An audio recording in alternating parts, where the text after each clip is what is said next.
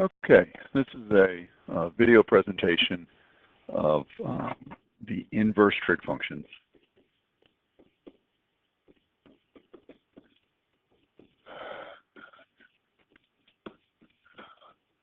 This is in section 7.1 and 7.2.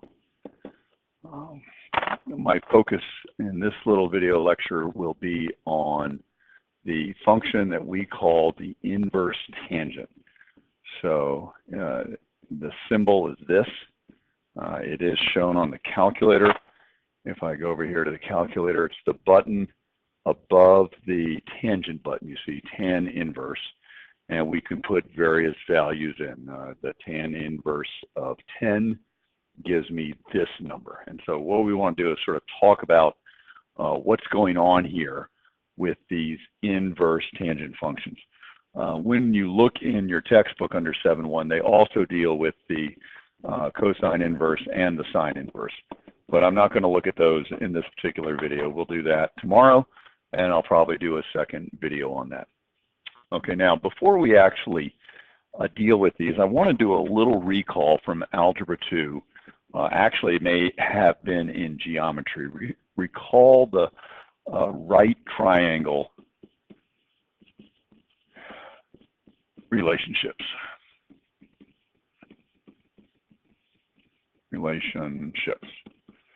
You may recall that phrase, SOHCAHTOA, SOHCAHTOA. And this is just a quick review of what's going on here. This bit, right triangle relationships, we're going to cover in chapter 8.1. So if you need to refer to your text, you can go there. But the right triangle stuff is stuff that you probably already know. And here was the idea with the right triangle. If we had a right triangle and we had sides, say 3, 4, 5, let's suppose this is a nice Pythagorean triangle here, and we had an angle, an acute angle theta. We would define, by definition, the ratios, the sine of theta and the cosine of theta and the tangent of theta. And they all had to do with the sides of the triangle. So the sine was always defined as the opposite side, how long that was, divided by the hypotenuse. So it would be 3 divided by 5. So in this picture, the sine of theta, opposite over hypotenuse, was 3 over 5. Likewise, the cosine was defined as the adjacent side, divided by the hypotenuse. So for this particular triangle, adjacent over hypotenuse would have been 4 over 5.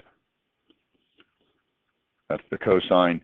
And the tangent was always defined as the ratio of the opposite side divided by the adjacent side, how long these guys are. So that would be 3 opposite, adjacent is 4. So that would have been 3 over 4. Okay. The acronym that you may have seen, SOHCAH, acronyms don't help you unless you know how to spell them, and TOA sort of gave you this relationship. The sine was opposite over hypotenuse. The cosine was the adjacent over the hypotenuse, and the tangent was the opposite over the adjacent. So we could get those straight reasonably clearly. Okay, so assuming you know those, the next question was, how do you find angle theta? How do you find angle theta? And let me just focus on the tangent for a minute. We said that the tangent of this angle theta right here would be the opposite side over the adjacent side, 3/4, or if you want, 0.75000000. Okay? So what I want to do is let's take a look at the picture and maybe take a wild guess. You know, how big is that angle? Well, it's not 45 degrees, because if it were 45 degrees, this would be an isosceles triangle. That's a 45-degree angle. So it's some number less than 40, let's say, or sorry, not some number less than 45, let's say 40. So let me just check. Now, I need to put myself in degree mode here. I want to think degrees for this. I know we normally have been working in radians. But if I said, what is the tangent of 40 degrees, I get that number, and that's way too big. So maybe we have to be smaller than 40. How about the tangent of 35 degrees? Okay, well, now we're too small, right? The tangent of 40 degrees is 0.83. The tangent of 35 degrees is 0.70. We want 3/4 is what we want as our answer. That's what we want. So 35 is too small. Let's try the tangent of 37. Well, now we're too big, okay? Because we want 7/5 with a string of zeros. So maybe the tangent of 36. Well, now we're too small, okay? So we could go back and forth. We could try the tangent of 36.5. Right? This is almost like Price is Right. Too big, too small, too big, too small. We're still too small. Tangent of 36.7 maybe. We're still too small. Maybe the tangent of 36.8. We're still too small. Tangent of 36.9. Now we're too big. So we could go, you know, maybe halfway in between. The tangent of 36.85, maybe 36.85. A little bit too small, right? Although we're getting close. Maybe tangent of 36.86. Still too small. One more, tangent of 36.87. Okay, getting pretty close. We're still actually a little bit too big here. Now, that's not the way you found theta. If you did this in geometry class, you did not do it by trial and error like that. I suppose we can get theta pretty close. It seems to be around 36.87 degrees. But when we said the tangent of this angle was 3/4, the next thing you wrote down on your paper, and you should write this down in your notes, to undo this tangent function, you actually pressed a button that was the tan inverse of 3/4. So I can get rid of all this garbage that we've done here. The tan inverse button is the blue button above tangent, right? And we want the tan inverse of 3/4 or 0.75. We could do either way. And sure enough, we get that decimal, right? We were very, very close to that before. This is the best we can do using our calculator. We're going to say theta is approximately 36.86989765. This is actually an irrational number. Make sure you put the degree mark. The directions will often say round to the nearest thousandth. So we can say 36.8. Let's see, that's going to kick that over. That's going to kick that over 870 degrees. Okay, so that's how big theta was, using this theta or this tangent inverse function. And hopefully you've seen that before. For the homework tonight, I'm going to go into chapter 8.1. I've got my book here, and the problems I'm going to ask you to do are on page 531. Page 531. This is not new stuff for anybody. These are problems like 9 through 18. And here's 9. It has a triangle. It has 5. It has 12. And it has theta. The directions say to find all the trig functions. I'm not going to ask you to do that. I'm just going to say find theta. Find theta.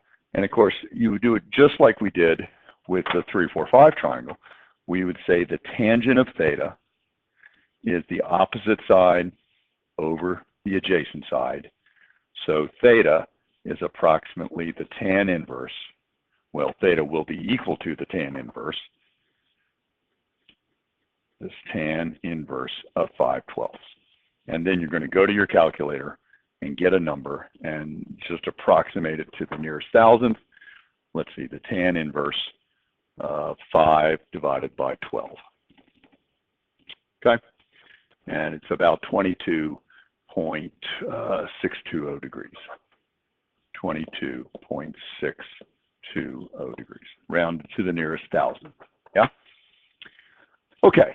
And again, if you practice some of those, it may refresh your memory as to how to do these right triangle problems. Now, back to our inverse trig functions. The first thing we need to recall is a little bit on finding inverses. Finding inverses. You did this in the first semester, right? This is in the chapter on exponentials and logs. An example would be if f of x is 3x minus 1, right? Find f inverse. I need a function that undoes what f does. And the way you did it, remember there was sort of a three-step recipe. You first express the original function as y equals. So these guys are the same now. And this is the original function. We're taking x, multiplying by 3, and then subtracting 1. And then to find the inverse, you swap the x and the y. So the x and the y trade places. Let me do it over here. We have x is 3y minus 1. And then you solve for y. Solve for y, so x minus, or x plus 1, right, is 3y. And so y is x plus 1 over 3. And this now becomes our inverse function. F inverse is going to be x plus 1 over 3. Okay? And that should ring a bell. F inverse is x plus 1 over 3. Okay. The second thing you should have recalled from these inverse ideas is that if I put a number into f, if I say what is f of 100, and you say, okay, I need to put 100 there and 100 there, that's 300 minus 1 is 299. And I put the same number, I put this y value into f inverse. So now I'm going to ask, what is f inverse of 299? 299, you're going to end up getting 100. It's like the x and the y swap, right? So in the original function, this is x, and this is going to be y. Represents the ordered pair, 100, 299. And in the inverse function, we swap those. So now this becomes x, and this becomes y, and we get the ordered pair 299, 100. One undoes the other. The second thing, or the third thing that sort of tied into this inverse was that not all functions had inverses. So if you looked at y is x squared, this function was not invertible. So we know what it looks like. It looks like this. And the reason it's not invertible was it is not one-to-one, not 1 to 1. And you might want to go back and look in your book on the definition of 1-to-1. The other way you could say it, this function does not pass a horizontal line test.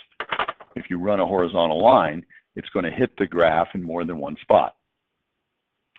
So not, or does not pass the horizontal line test. So therefore it's not invertible, and that was the key, no inverse, or not invertible.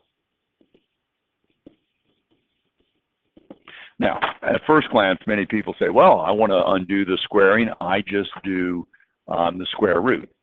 So let's assume this is going to be our inverse function. Let's call this one f, and then we'll try the square root, and I'll show you why it doesn't work. Okay, so the claim is that f inverse is that, and I'm going to put a question mark because that's not going to work. Okay, So remember that inverses are supposed to undo what the function does. If I said, what's f of 10? And you say 100, okay, I agree. And if I ask what is f inverse of 100, you're going to go the square root of 100, which is 10, and so far so good.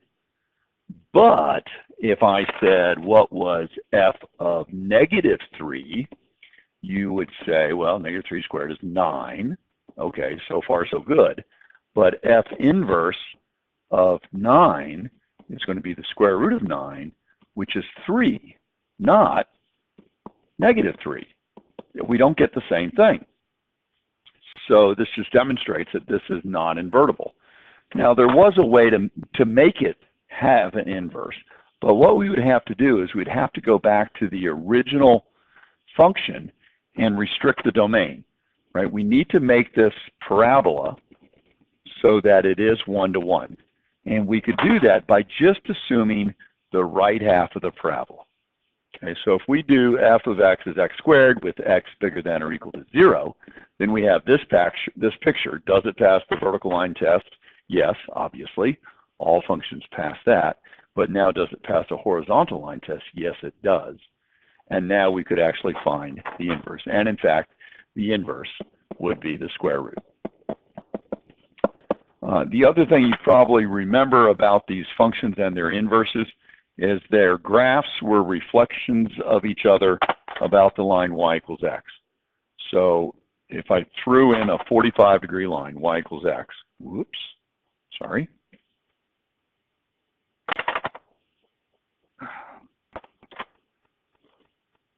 I throw in the line y equals x.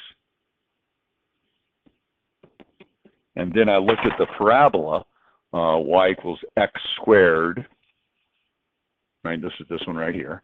And then I look at the inverse, y is the square root of x. You would see that they would be reflections of each other.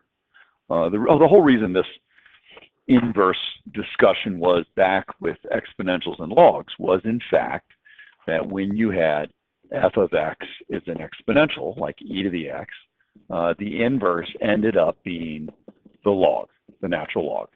And if you looked at the graphs, it made perfect sense.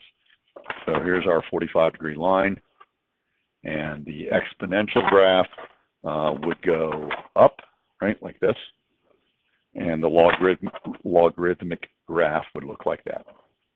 And they would have, you know, inverse points. So for example, this is the point 0, 1, and the inverse point over here would be 1, 0, and so forth. You know, if we were looking at, this is the point E1, there would be a point straight across up here, which is 1E.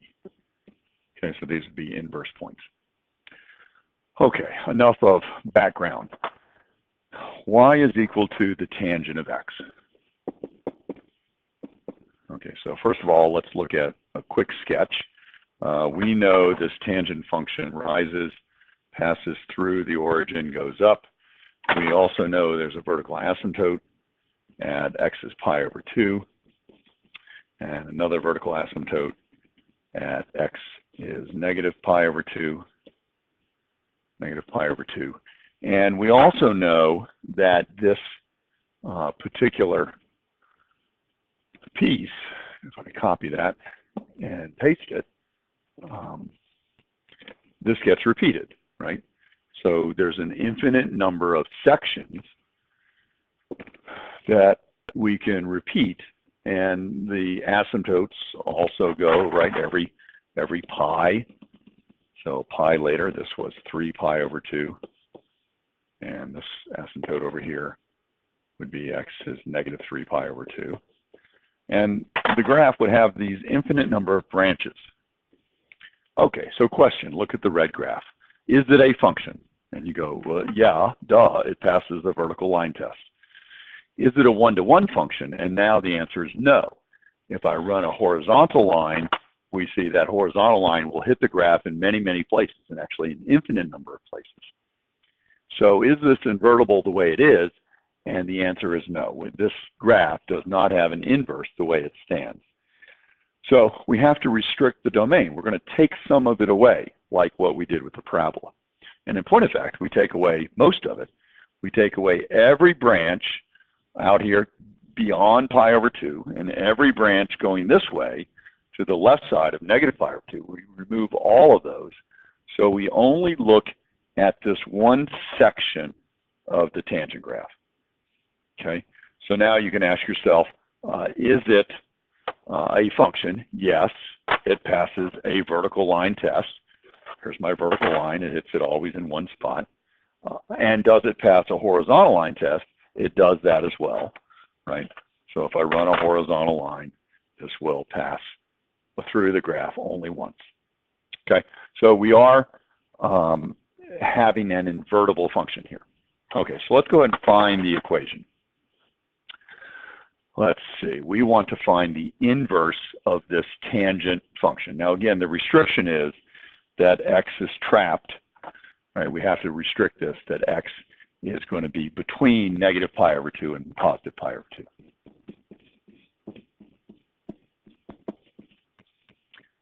Okay, what is f inverse? Okay, so f of x is the tangent of x. How do we find the inverse? So we go through the three-step process, just like with the line. The first thing we do is we consider this as y equals the tangent of x. And then we're going to swap, right? We're going to swap places with the x and the y. So that gives us x is the tangent of y. Let me write it this way. Tangent of y is x. Okay, so now at this stage, we have to solve. Solve this for y, and we should have our inverse solved.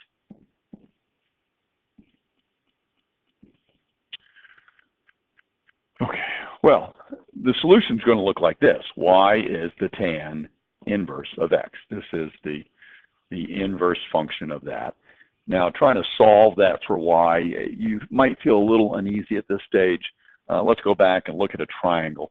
Suppose I said this angle down here was theta, and I said, let me draw this a little bit steeper just so that we can. Suppose I said this was theta, this was 7, and this was 1. Find theta. Well, you would have said the tangent of theta is the opposite side over the adjacent side, right? 7 over 1. Or if you want, the tangent of theta is 7. And then if you needed to take a guess, you would look at that and go, well, I can do that on my calculator. If I were in radian mode, I would get the answer in radians. I'm in degree mode here. So let's think about what that might be. Theta would be the tan inverse of 7, right? Because you're going to do those problems tonight. Theta is the tan inverse of 7. And that looks like a pretty large angle there. So let's see what it might be. Tan inverse of 7. Okay, it's about 81 degrees. Okay, so you could do that. It's about 81 degrees, or 82 degrees if we go to the nearest degree. What I'm asking you to do is to solve this equation, right? Solve this one for y. And now I'm going to draw a triangle just like we had, except it's not going to have theta and 1 and 7. It's going to have a right triangle. The angle now, instead of being called theta, I'm going to call it y, right? Here's my y. This is the angle. You should recall all the warnings that you've had whenever you have a trig function and you write this, that's wrong. You cannot write the sin is equal to 1/2. You can write the sine of theta is 1/2. You could do that. Or you could say the sine of 30 degrees is 1/2. Or you could say the sine of pi over 6 is 1/2. All of those would be correct. Now, if you said the sine of 45 degrees is 1/2, that's a wrong statement, but at least it sort of makes sense. You have an angle there. If you just said the sine is 1/2, that doesn't make any sense at all. Go back to theology class and ask for a penance because you've just written a sin. So yeah, whenever we have a trig function, whether it's sine, cosine, or tangent, you have to have an angle. And so for this green box here, the angle is called y. So that's why I label this angle y. And the tangent of y is x over 1. The tangent of the angle y is the opposite side over the adjacent side. Now remember, we just did it with 7 over 1. So y is going to be the tan inverse of x over 1. Now, it doesn't do you any good on the calculator because there is no numbers in this problem. It's just an expression. Y is the tan inverse. Okay, so at any rate, we now have the inverse function. It is called the tan inverse. So y is going to be tan inverse of x. So if f is the tangent, the inverse function is going to be the tan inverse. And that's the way you read it. Some people say the inverse tan, sort of like the tan inverse. And in fact, when we do this tomorrow, I seldom use that, even though that's what the calculator button has. There is an alternate expression, f inverse is the arc tan of x. And I sort of like this better than this. They mean exactly the same thing. Tomorrow when we talk about arcs and angles, it will make a little bit more sense. If you go to your class page and look at the library of functions, so let me just grab a trig class here. One of the things that were provided with you as part of the exam review was this library of functions. And you should be looking at this. Each of the following functions listed below, right? You should have, be able to draw a graph, 3 ordered pairs, even, odd, domain, range, all that stuff. And as you go down the list, you'll see down near the bottom here, sine, cosine, tangent, and inverse tan. And I call it the arctan. It's after the waves. Let's see. We're going to find it in here somewhere. Oops.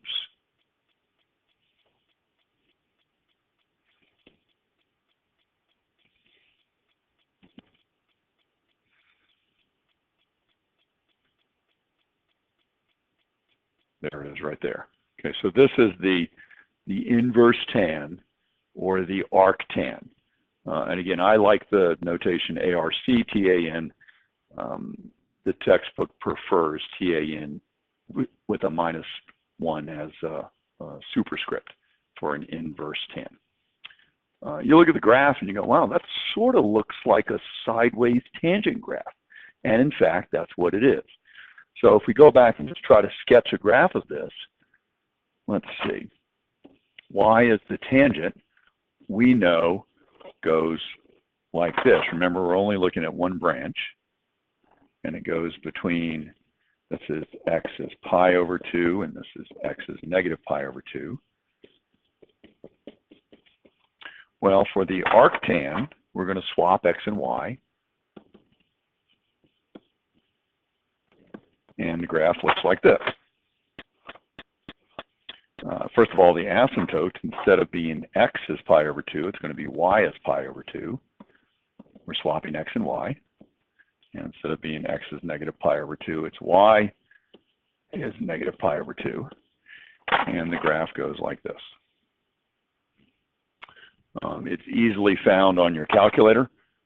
Now, if you're going to graph it on the calculator, you do have to be in radian mode. These functions are really defined in radians. And if I just go y is equal to tan inverse of x, and then look in the standard trig window, zoom 7, I see this graph. Okay.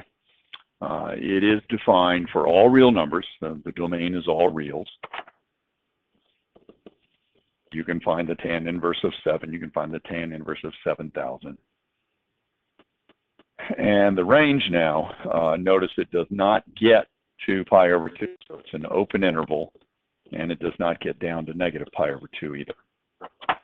We'll pick this discussion up tomorrow. Tonight, if you can work some right triangle problems just to get used to using the calculator and thinking about sine inverse and cosine inverse and tan inverse, that would be good. And we'll pick up the discussion on the inverse trig functions tomorrow. Okay, well, I hope that's going to help. We've been running almost a half an hour here. Sorry it went so long.